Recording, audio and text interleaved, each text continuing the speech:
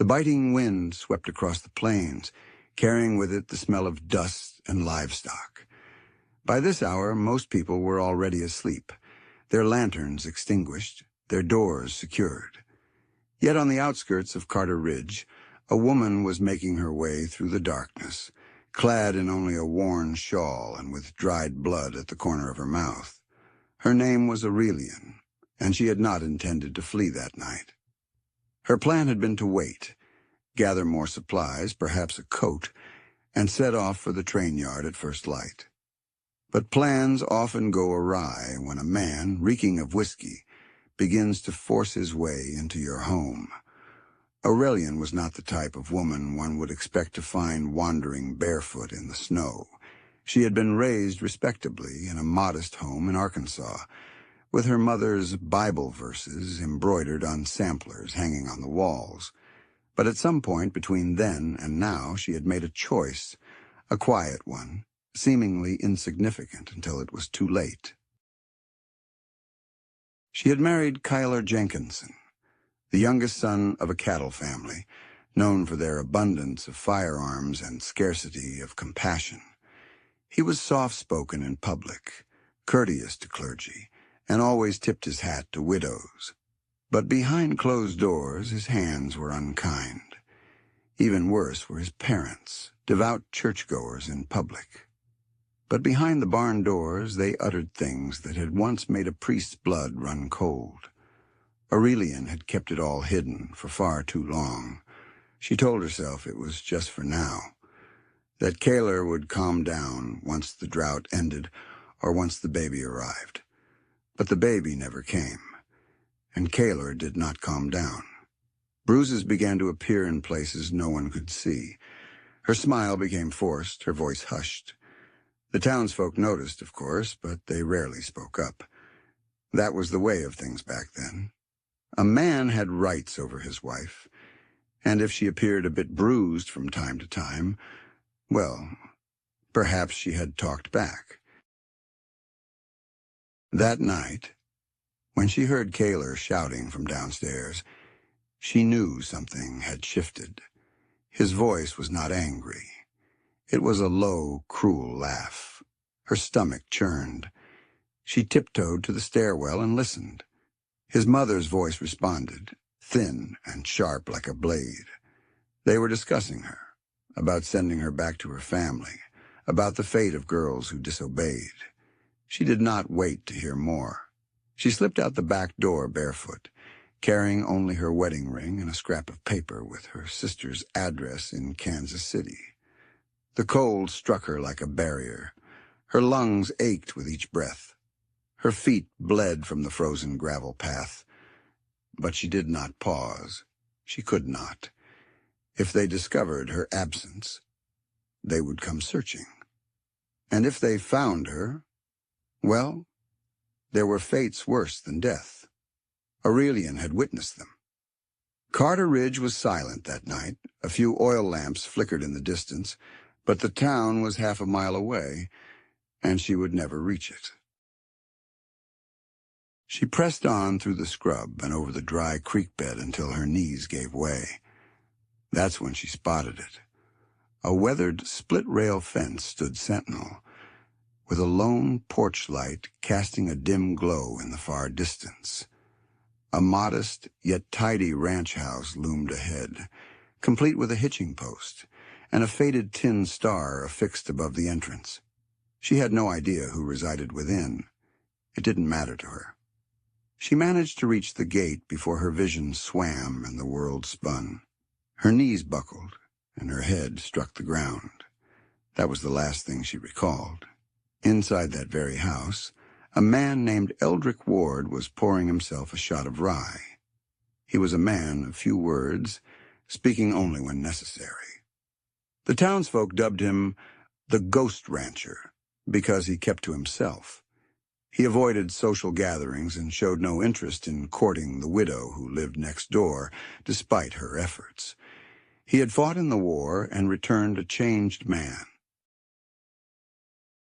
His brother had perished out there in the dirt, and something within Eldric had shattered when they lowered that pine coffin into the ground.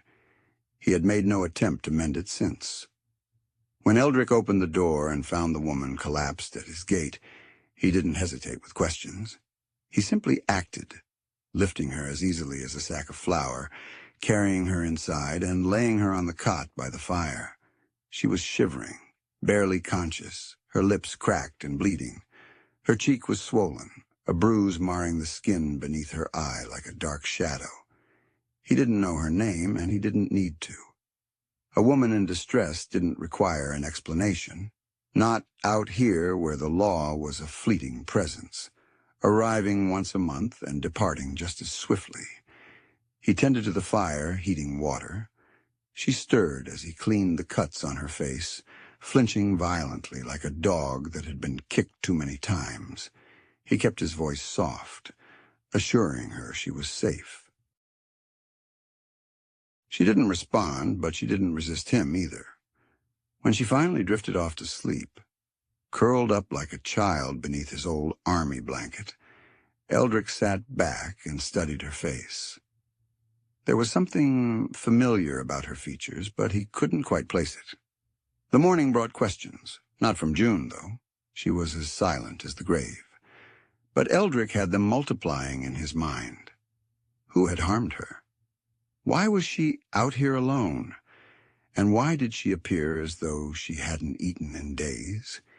He didn't press her right away. He simply offered her cornbread, beans, and coffee laced with too much sugar. She ate as if she didn't know when her next meal would come. He allowed her to take her time. Later that day, a rider passed by. One of the Jenkinson boys, not Kaler. The older one, Rivenhart. The crueler one. He didn't approach the door, just circled the ranch slowly, his eyes scanning the property. Eldric watched from the window, one hand resting on the rifle, leaning against the doorframe. He didn't blink. Rivenhart eventually turned back down the road. June witnessed it all. She didn't speak, but her hands shook. That night she shared everything with Eldric. Not all at once. Just a few words at a time, like extracting splinters from her skin. She spoke of the bruises, the things Kaler had done, the words his parents had uttered. Eldric listened, his jaw clenched tightly. "I should have left sooner," she whispered. "But I thought maybe I deserved it." Eldric didn't respond immediately. He reached over, gently took her wrist, and held her hand. "You couldn't have," he declared, his voice rough and heated. "Not even for a moment." Aurelian didn't shed a tear, but her eyes remained wide open throughout the night. Out there, beyond the fences and the vast, empty plains, the Jenkinson family was already on the move, and they had little tolerance for secrets, especially those that fled barefoot into the darkness. The following morning, the wind had calmed, but the air was crisp and clear. Aurelian ventured outside for the first time since her collapse, clad in one of Eldric's wool coats that reached nearly to her ankles. The landscape extended in all directions, silent, open, and watchful. She had not experienced freedom in so long that it felt surreal. But this freedom had boundaries as well. It was isolating, and it was fleeting. By midday, the first visitor arrived. He was tall and lanky, riding in from the south with a worn hat and a sharp grin. His name was Silvarus Boone, the son of a rancher who had never shown much interest in ranching. Rumors circulated that he had once associated with a gang of small-time rustlers, perhaps even worse. However, he always possessed a silver tongue and a cunning smile. Now he claimed to be a trader dealing in horses and supplies between counties. Eldric did not press for details. He did not trust Silvarus, but he did not turn him away either. Surviving a war taught you how to accommodate those you did not like.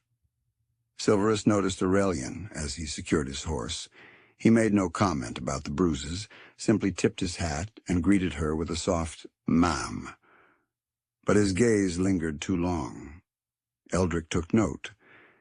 As Silverus and Eldric discussed the drought and cattle prices, Aurelian stayed near the porch, her eyes darting between the two men. She disliked the way Silverus smiled. It was the kind of smile men wore when they were concealing something. She had encountered it too many times. On Kyler, on Rivenheart, even on the preacher when he promised to pray for her. Later that afternoon, another visitor appeared. This time, it was a woman riding a dusty mule with cracked hooves. Her name was Nyrella Gray, and she resided 4 miles up the ridge in a shack filled with wind chimes and broken items she swore she could repair. She was wiry, with hair like a tangled nest, and a scar that stretched from her chin to her ear. No one knew how she had acquired it, and no one asked. Nyrella was the closest thing Eldric had to a friend. She brought herbs, salves, and remedies that no doctor would carry. Aurelian recoiled when she first saw her, but Nyrella did not react to the bruises. She simply stated, "It seems you've encountered the limits of a harsh man's patience," and began mixing something. "You don't want to know what transpired?" Aurelian inquired.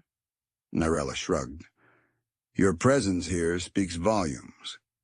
Nevertheless, Nyrella observed her, not with judgment, but with a different expression. Perhaps it was suspicion, or maybe recognition. The days passed slowly. Aurelian's recovery was gradual but steady. Her skin healed, but her nerves did not. She flinched at sudden noises and slept with a knife beneath her pillow. Eldric gave her the space she needed. He tended to the land, as he always had, hauling feed, repairing fences, and mending saddles. Yet he began to join her for dinner at the table, rather than eating alone on the porch. He even started offering her coffee in the mornings. He wasn't one for many words, but Aurelian began to notice the subtle changes. He always positioned himself between her and the door. He kept a watchful eye on the road whenever she stepped outside. Love was never a topic they discussed. Neither of them was the type to express such sentiments openly. But something was blossoming between them, as gradual as the first green shoots of spring emerging from the frost. It frightened her more than the bruises ever had, for love, especially the fierce kind, was delicate, and delicate things didn't endure in her world. Then a letter arrived. Heather was the name of the woman who had sent it. It came in a grimy envelope, tucked inside a saddlebag that Silverus had left behind by accident. Aurelian discovered it while tending to her horse. The handwriting was familiar, tight, slanted, and angry. Her heart skipped a beat. It was from Rivenheart. He spoke of unfinished business, claiming she was his property, and that he and Kyler were coming to retrieve her. He mentioned that Eldric would be dealt with. There was no signature, only a stamped seal she recognized from Kyler's family ledger. Aurelian didn't immediately share the letter with Eldric. She wasn't sure why. Perhaps she feared he might send her away. Maybe she didn't want him caught in the middle. Or perhaps, deep down, she believed it was her battle to fight. But the guilt weighed heavily on her chest, and she found herself keeping a closer eye on Silverus. He hadn't returned for the bag. Maybe he had left it intentionally. Maybe he was playing both sides. A few nights later, she found out the truth.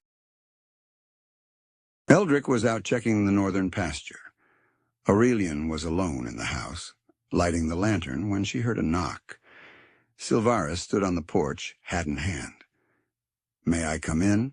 he asked. She hesitated. "Eldric isn't here," she replied. "I know," Silverus said, his smile too easy. That's when she noticed the gun tucked into his waistband. She didn't scream or step back, but slowly let him in. He moved with the confidence of someone who believed he was in control, looking around as if he owned the place. She remained still as a statue. "You know," he began, placing his hat on the table, You caused quite a stir when you ran. Jenkinson isn't known for overlooking such things. So you're working for them, she stated. I work for whoever pays the most, he replied. You gave me that letter to frighten me, she said. He grinned. Did it work? She didn't respond. You know, he added, it doesn't have to end badly. You return quietly. Maybe they won't kill the cowboy. Maybe they'll just take you. Aurelian didn't move. Her hands twitched towards the knife tucked beneath her skirt, the one Eldric had left for her. Why are you telling me this? She asked. Silvaris took a step closer. Because I don't enjoy killing. Unless it pays well, that is, he laughed. You're sharp. That's when the door behind him creaked open. Eldric stood there, shotgun raised. His expression was calm, but his knuckles were white on the stock. Step away, Eldric ordered. Silvaris froze. Then gradually he raised his hands and retreated. I meant no harm, he declared. But do not set foot on my land again.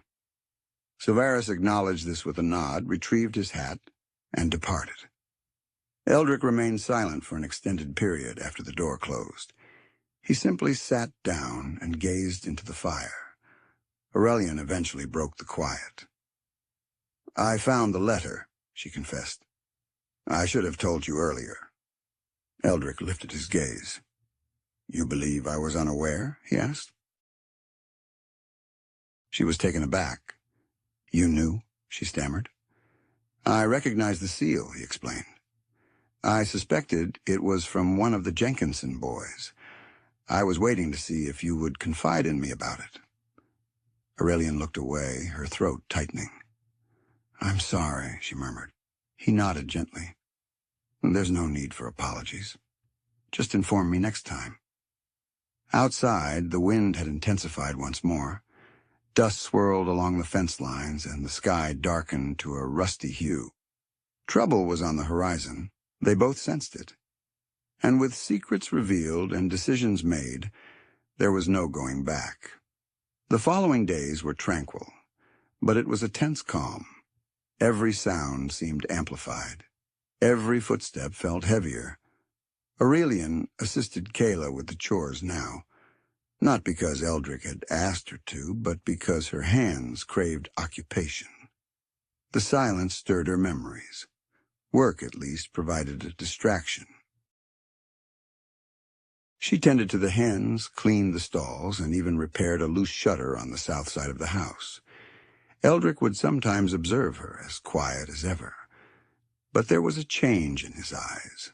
Less reserved, more engaged, more present. They did not discuss the encounter with Silvaris. Aurelian had not seen him since that night, but she could feel his presence, lurking somewhere on the ridge, like a coyote biding its time.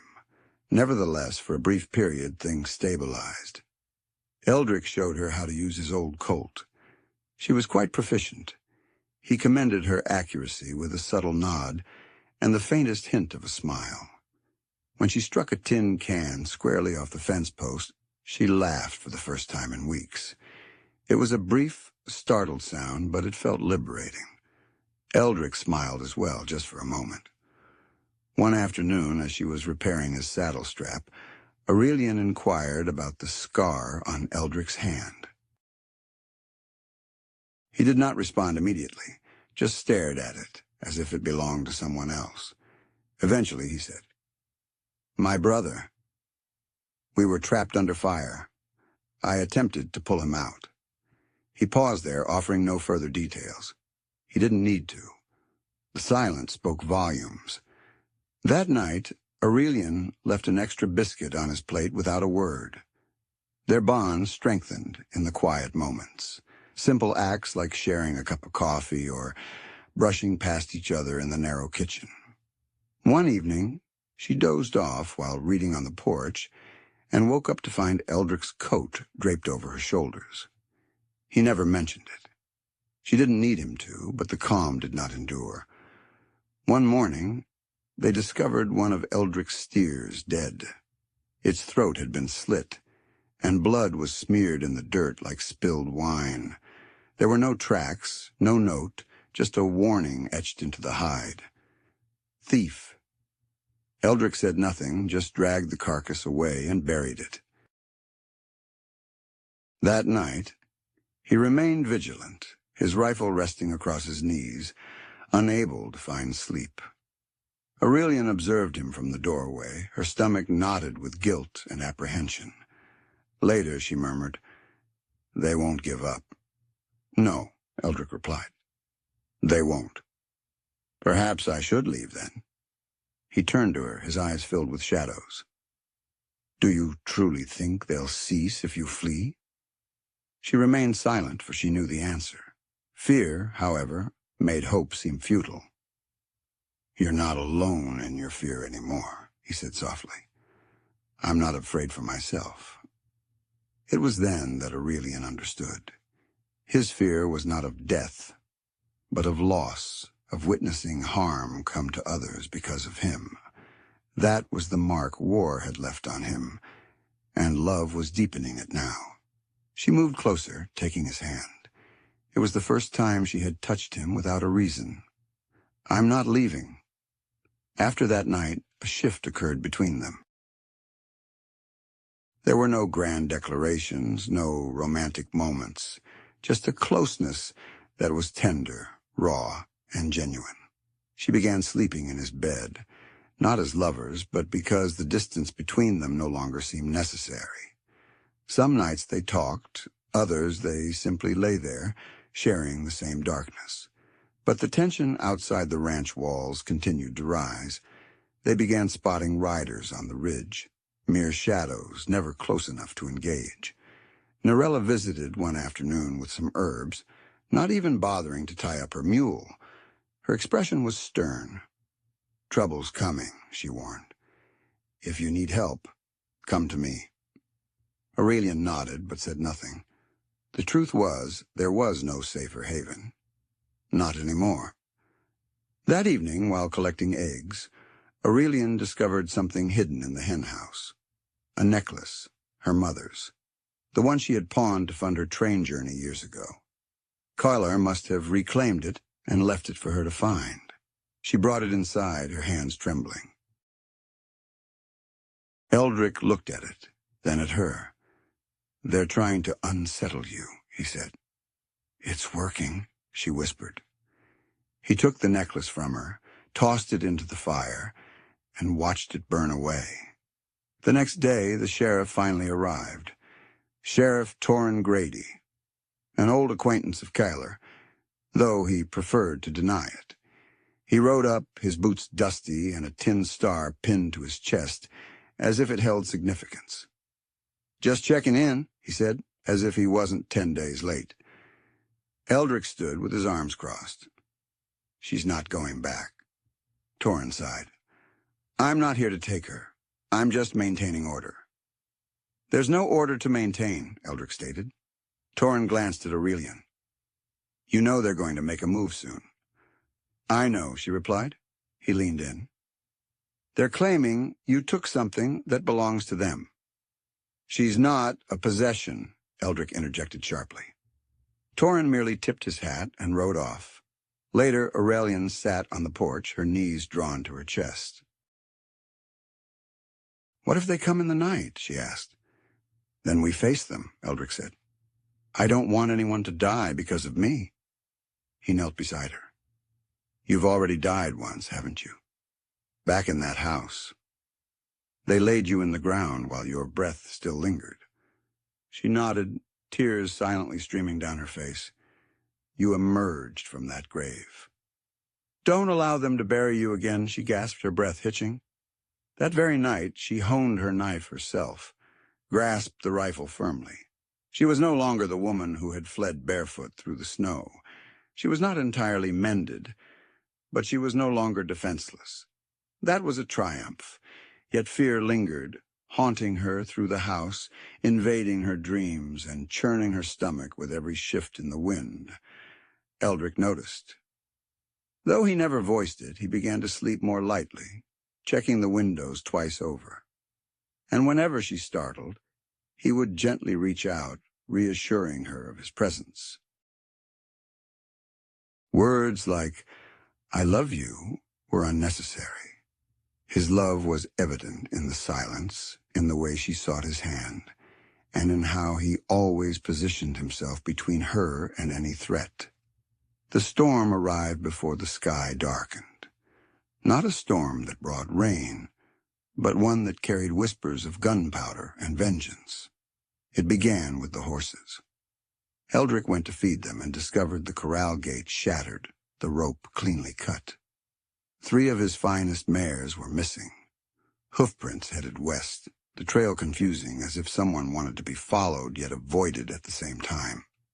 Aurelian stood beside him as he gazed out over the fields, his jaw tight and fingers gripping the fence rail. She understood his meaning before he spoke. "They're provoking us," he said, attempting to lure me out. "Then refuse to go," she urged. He didn't look at her. "If I don't, they'll keep advancing. We'll be trapped. You pursue them, and they'll likely set an ambush." She stepped in front of him, clutching his shirt. "Please, just this once. Don't be the one who walks into the danger." His eyes met hers, and for a moment she thought he might listen. Then he gently moved her hands away. "I won't be long," he said, but he didn't return by nightfall. The next morning, Aurelian waited at the kitchen table, staring out the window until her eyes ached. Nyrella arrived with bread and a rifle. "If he's not back by sundown, we'll search for him," she declared. Aurelian didn't wait. She saddled one of the remaining horses and departed just after noon, her palms slick with sweat.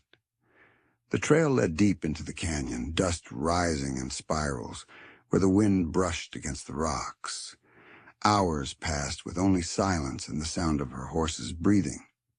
Then she saw it, a thin, gray smoke curling above the rocks.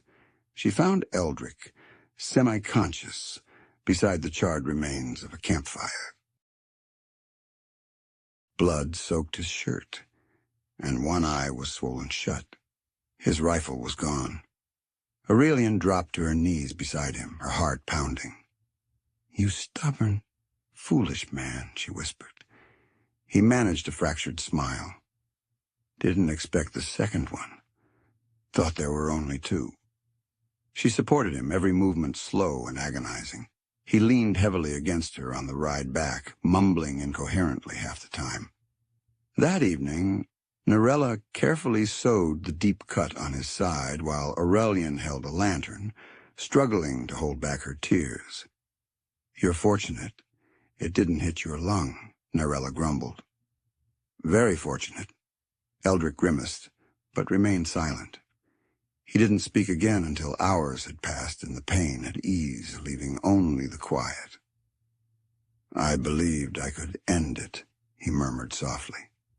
Before they arrived at the house, Aurelian sat beside him, her hands clasped tightly in her lap.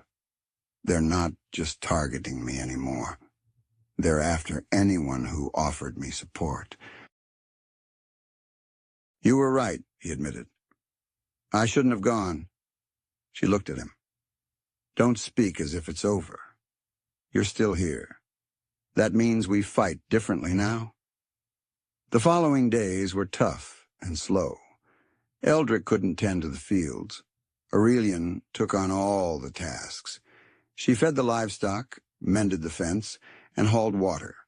By nightfall, her hands were blistered and her legs ached.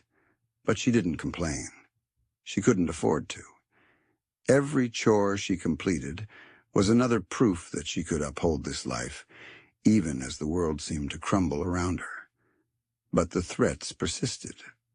One morning, she discovered her front door smeared with red paint, 2 handprints resembling blood. She understood the message. It was a warning, a threat. She didn't inform Eldric. He didn't need that burden while he was still recovering. But that night, she moved her bed into his room and kept the rifle within reach. The true shock came days later. Nyrella didn't arrive for her usual visit. Aurelian rode to her cabin, only to find it ransacked. The door hung loosely from its hinges. Wind chimes were shattered across the porch. Inside, the place was in disarray. Drawers were pulled out, herbs were strewn about, and the hearth still smoldered. There was no sign of Nyrella. Only a single word was scratched into the wall above her bed. Traitor. Aurelian rode back in silence, the weight in her chest growing heavier with each mile. She didn't cry. She didn't scream. She simply tightened her grip on the reins and made her decision. That night, she sat at the foot of Eldric's bed, gazing into the fire. "They won't stop," she said. "Not until they've taken everything." Eldric looked at her. "Then we don't let them," he replied. She turned toward him. "I have to return. It's the only way. They'll kill you. They'll come for you first." He sat up, ignoring the pain, and reached for her arm. "You don't owe them your life." "I don't," she said. "But I owe Nyrella. And I owe us the chance to live, without constantly looking over our shoulders." Eldric shook his head. "This isn't your burden alone to bear." Aurelian knelt beside him, gently cupping his face. "It's not just mine. It's ours. But I'm not going to wait for them to burn down this house with us inside it." The next morning, she gathered what little she had. She took the rifle, left Eldric with a kiss and a soft promise. "I'll return." She rode straight into Jenkinson territory, to the heart of the land where her past still held a noose around her neck. The town was unchanged. The same dusty streets, the same crooked church steeple, the same watchful eyes peering from behind curtains. She secured her horse and headed directly to Kaler Jenkinson's front entrance. He answered the door as if he had been anticipating her arrival. "Well, well," he remarked, his eyes roving over her as they once had. "You've finally come to your senses." "I've come to put an end to this," she replied. He moved aside. "Then come in." Inside, the air was heavy with smoke and deceit. Rivenhart was by the fireplace, cleaning a revolver. He glanced up and smirked. "Knew you couldn't stay away forever." Aurelian remained unmoved. "I didn't return to stay. I came to make a deal." Kaler raised an eyebrow. "What kind of deal?" "Me for peace," she stated. "You leave Eldric alone. You let that innocent man go. You release Nyrella, if she's still alive, and I stay here." Kaler laughed softly. "You think you're still worth that much?" She held his gaze. "Apparently, I'm worth enough to die for." "You keep sending your men," she added. Kaler moved closer. "And if I refuse?" Aurelian reached into her coat, pulling out a folded document. "This is a copy of every agreement you've made with the sheriff. Every bribe, every lie. Nyrella kept records and sent a copy to her brother in Colorado. If anything happens to me, it all becomes public." Kaler's smile wavered. "I learned something from Eldric," she continued. "You don't win by being the loudest. You win by knowing what they fear losing the most." Rivenhart stood, taking a step forward. "You're bluffing, girl." Aurelian didn't flinch. "Try me." There was a long, tense silence. Then Kaler stepped back. "Get out." She didn't budge. "You have what you want?" she asked. He didn't respond, just turned away. Aurelian walked out, her back straight, heart pounding. She didn't halt her horse until she reached the ranch. When she entered the house, Eldric was at the table, looking pale and weary, but standing. She embraced him, and they stood there in silence. There were no celebrations, no triumphs, just the shared relief of being alive and together. Outside, the wind swept across the dry grass. The land remained unchanged, but they had, and that was enough for now. It occurred just after the first frost. The mornings had grown colder. The horse's breath rose in white clouds. The earth lay still and quiet under the vast, thin sky. Aurelian had begun to hope that the worst was behind them. Jenkinson hadn't sent anyone since she had confronted him and walked away unharmed. Eldric was recovering. The ranch stood strong, and they were starting to plan for spring planting. But peace is delicate, and trauma doesn't release its grip without one final struggle. She was feeding the chickens when she heard the distant report of a gunshot. It was faint, but she recognized that sound as intimately as her own heartbeat. Her blood ran cold. She rushed for the rifle, calling out for Eldric, who met her on the porch, his face pale, his eyes already scanning the ridge. A single rider approached slowly, as if unafraid, as if already victorious. It was Rivenheart. She had seen that smirk before, back when her wrists were bruised and her voice was barely a whisper. He dismounted just inside the fence. "Thought we'd finish what we started, Aurelian," he called out. Eldric aimed his weapon, but Aurelian intervened. "He's my responsibility," she declared, her voice firm and low. She ventured down the path alone, each step dislodging something within her chest. Ancient fears, long-buried anger, and the recollection of a night she had never discussed, not even with Eldric. Rivenheart's eyes gleamed with malice as she halted a few feet away. "Planning to flee again?" he taunted. "Not today," she replied, her hand steady. "You believe you can shatter someone and expect them to remain broken. But I'm still here." He scoffed.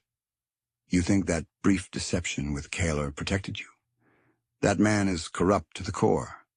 You'll never be secure." "Perhaps," she conceded, "but I'll never belong to you again." Then she lifted her rifle and fired, striking him square in the chest. Rivenheart staggered backward, shock etched on his face, and collapsed in the dirt like a discarded cloak. She stood there shaking not from terror but from liberation as the years of silent pain finally shattered and poured out. Eldric arrived moments later, enveloping her in his arms as she wept against his shoulder, not from sorrow, but from survival. That evening, they laid Rivenheart to rest under a frigid sky, and for the first time, Aurelian slept without nightmares of locked doors or unyielding hands. Eldric held her as if she were something cherished, not something damaged, and she believed him. The journey toward tranquility didn't arrive with a triumphant fanfare. It came like a breath after being submerged too long. Days began to stretch out once more. Nyrella returned, battered but alive. She had been found tied to a fence post in the valley by a traitor. She had endured because Aurelian had ensured it. Kaler's men ceased their visits, and the town fell silent. No one spoke of the reason. Perhaps the truth had finally outgrown the deceit. Aurelian and Eldric continued to tend the land side by side, their silences now comfortable, not laden with dread. She wore her scars without embarrassment, and when she entered the town again, head held high, rifles slung across her back, people saw her and knew she couldn't be silenced again. The world hadn't transformed. Men like Jenkinson would always exist. But Aurelian had changed, and that was sufficient to begin anew. Spring came not with celebration, but with steady, honest labor, the kind that left your back aching and your hands rough. June now rose before the sun, not out of fear, but out of routine. The choir no longer made her recoil. Instead, it reminded her of how far they had come. Each morning, she found Eldric already in the pasture, moving slowly but steadily, favoring his left side where the bullet had nearly ended him. His limp was permanent now, but he never uttered a complaint. Together they planted, just the two of them, transforming the once barren land into rows of beans, squash, and corn. The soil, softened by the melting snow, welcomed their efforts as if it had been anticipating them. Perhaps it had been waiting for someone to invest enough effort, not just to endure here, but to cultivate something better. There were moments when the burden of the past still weighed heavily on Aurelian's heart, when she'd awaken from fitful sleep with her pulse pounding, the smell of smoke and blood lingering in her mind. But such moments became less frequent, and when they occurred, Eldric was present. He never pressed her to speak, simply remained by her side until her breath steadied, until she felt the earth beneath her once more. That, she came to understand, was love, not in elaborate phrases or dramatic actions, but in gifts, the kind that endured even when all else crumbled. One morning, after a day of planting, Eldric offered her a small container. It was crafted from juniper wood, unrefined at the edges, obviously handmade. Inside lay a ring, unpolished and simple, just a plain silver band with a single line etched through the center. He had found it in a trader's pile, he murmured. He thought it might fit. She examined it, her heart swelling in her chest. "You're proposing with a used ring," she said. He shrugged. "You deserve something more exquisite. But this I could give you now." She looked up at him, tears in her eyes, not from sorrow, but from the profound grace of being understood so deeply. "Then I'll wear it always," she replied. And she did. They kept it private. There was no officiant, no gown, no celebration, just the two of them standing under the cottonwoods, hands clasped with the birds singing above and the land whispering soft approval. That was sufficient. That was everything. Nyrella remained with them a while longer, recovering gradually. She never discussed what had been inflicted upon her, and Aurelian never inquired. They simply shared the quiet. Two women united by experiences the world would never fully comprehend. One evening, by the fire, Nyrella reached out and placed her aged hand over Aurelian's. "Have you ever considered leaving?" she asked. Aurelian pondered it, then shook her head. "I did when I first arrived, but now this place feels like mine. Like I finally established something they can't seize." Nyrella nodded. "You have? You stood your ground." Before her departure, Nyrella left a small pouch of herbs on the kitchen table. "For when you're ready," she said. Not to ease pain, but to mark new beginnings. And with that, she rode off, heading west towards whatever awaited her beyond the horizon. By late summer, the ranch appeared different, lusher, more stable. Children from the nearby settlement began visiting to assist with the animals, exchanging tails for eggs or fresh milk. The Jenkinson name faded from people's conversations. Kaler still owned land, but his influence waned after Rivenhart's passing and the rumors that followed. People started to view Aurelian not as the woman who had fled, but as the woman who had endured, who had held her ground and built something despite it all. Eldric repaired the porch swing where she used to sit before everything unraveled. He didn't say a word, just ensured it was there one evening after dinner. She discovered it swaying softly in the wind, recently oiled, with a blanket draped over the seat. She took a seat as the sun began to set, casting a golden hue over everything. When he approached, she leaned against him silently.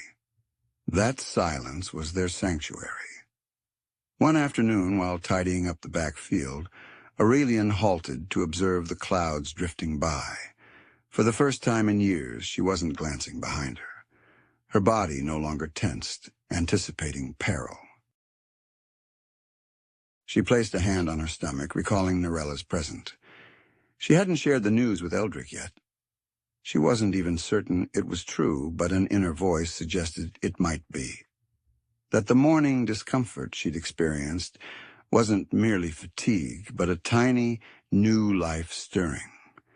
When she eventually revealed it to him, he gazed at her for a long while before nodding, his voice choked with emotion. "Are you certain?" he inquired. She smiled softly. "I believe so." He remained silent, simply drawing her close, his hands resting on the space between them where new life might be flourishing. That evening, she sat at the table with a pen and a piece of paper. She penned a letter to Nyrella. She wrote to the lawman from Colorado who had not responded to her previous letter. She wrote to herself, primarily to the girl she once was, the one who believed love equated to obedience and that silence equated to safety. And she folded each letter away, not needing them to be sent, only needing to put her thoughts to paper. As the moon ascended and the wind whispered through the rafters, Aurelian knew they had accomplished more than mere survival. They had mended something, piecing it back together. It wasn't flawless. It never would be.